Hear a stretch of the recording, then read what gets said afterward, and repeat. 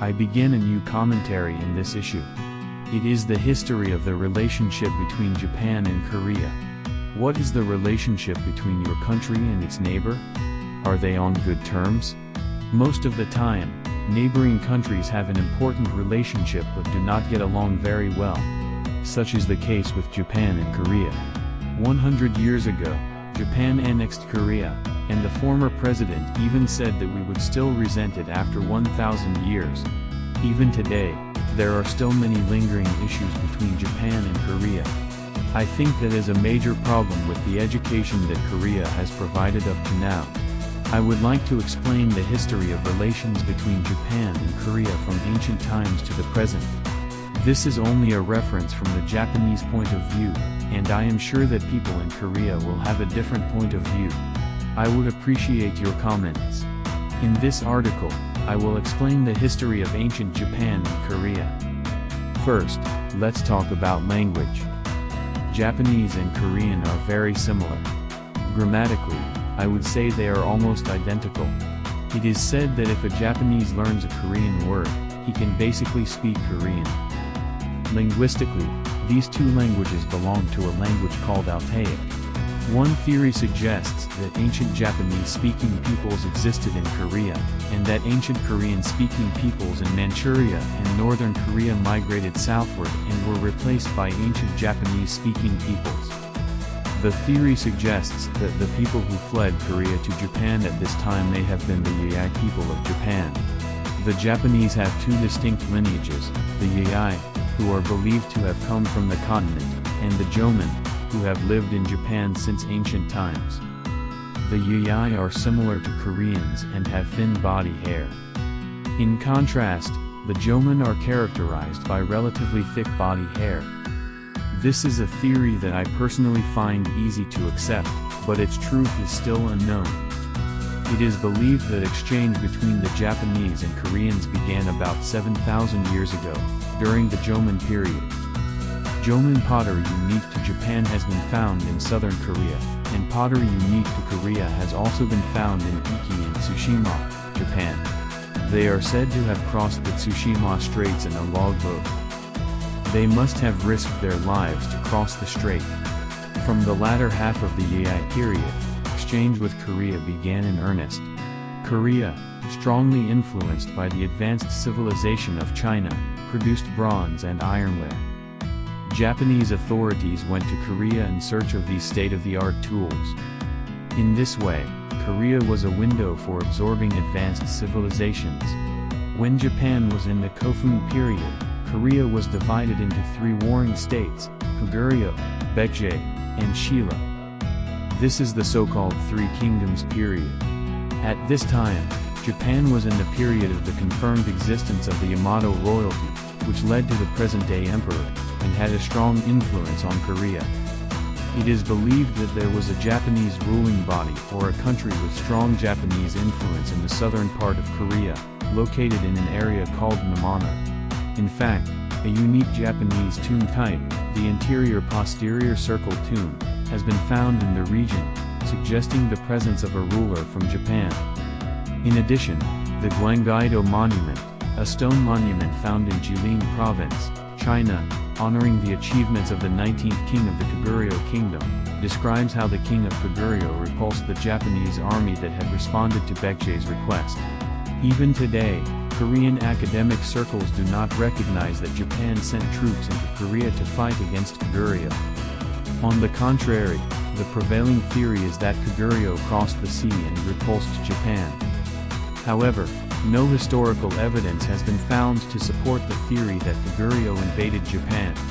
What is written on the Guangaido Monument is thought to be the conquest of Korea by Empress Jinggu, as described in the Nihon Shoki, Japan's oldest history book. The existence of Namana is also confirmed in Chinese history books, and at the very least, it seems to have been recognized in China at the time that there was a Japanese-controlled territory in Korea. Of the three Korean states, Japan had good relations with Baekje. Instead of Japan providing military assistance to Baekje sent scholars to Japan. From these visitors, Japan was able to obtain the latest teachings of Buddhism and various cultures. In 562, Numana was destroyed by Shila. According to the Nihon Shoki, a conquering army was dispatched in 600, during the reign of Emperor Suiko, in order to re-establish Numana. When the mighty Tang dynasty arose in China, the political situation in Korea also became tense. Shila pledged allegiance to the Tang dynasty, while Baekje and Kukuriyo became hostile to the Tang. In 660, the Tang dynasty attacked and destroyed Baekje at the request of Shila. The survivors of Baekje were asked by the Yamato royalty to lend their strength to rebuild Baekje. The Yamato royalty's opinion was sharply divided. The decision was whether to side with Baekje, a longtime friend, or with the powerful Tang dynasty.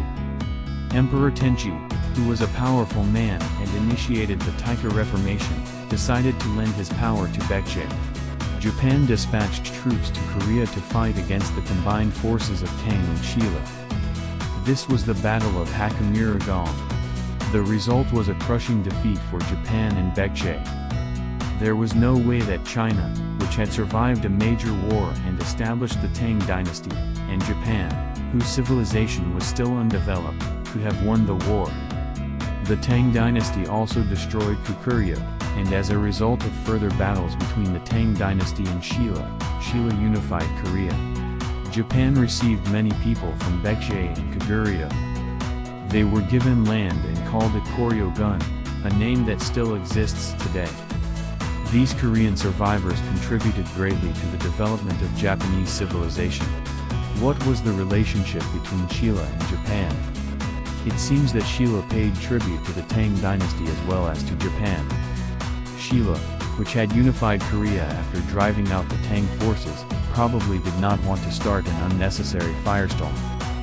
Thus, Korea was advanced in terms of civilization next to China, but Japan was probably superior in some military aspects. In ancient times, Japan and Korea were engaged in active exchanges across the sea. In the Heian and Kofun periods, when there was no written language in Japan, there were no documents worth writing, and the only way to decipher history was from descriptions of Japan in Chinese history books and excavated ruins. It is also said that Korea had a written language and historical books, but all these historical books were lost when the nation was destroyed, and today there are no records of those days left. In short, the truth of history has yet to be unraveled. The existence of a Japanese control center in southern Korea is strongly denied by current Korean historical societies. This is despite the fact that a number of Japanese-rooted tombs and Yayai pottery have been found there. This is still a good thing, but in the case of the Gwanggaedo monument, it is even claimed that the Japanese who discovered the monument falsified the text on the stone. A study by a research group at Stanford University compared Chinese, Korean, and Japanese history textbooks. They say that Japanese history is history, while China's is propaganda, and when it comes to Korea, it is fantasy. China seems to be doing this knowingly, while Korea seems to be accepting fantasy as fact. It seems to me that the gulf between Japan and Korea is caused by this fantasy education. Many Japanese are of Yayai descent who came over from Korea. They are almost the same people in origin. But there is a big difference between them and us. What are the factors that make the difference? I hope to introduce it in my commentary videos, Japanese Village and this history of Japan-Korea relations. If you enjoy it, please subscribe to my channel and press the like button.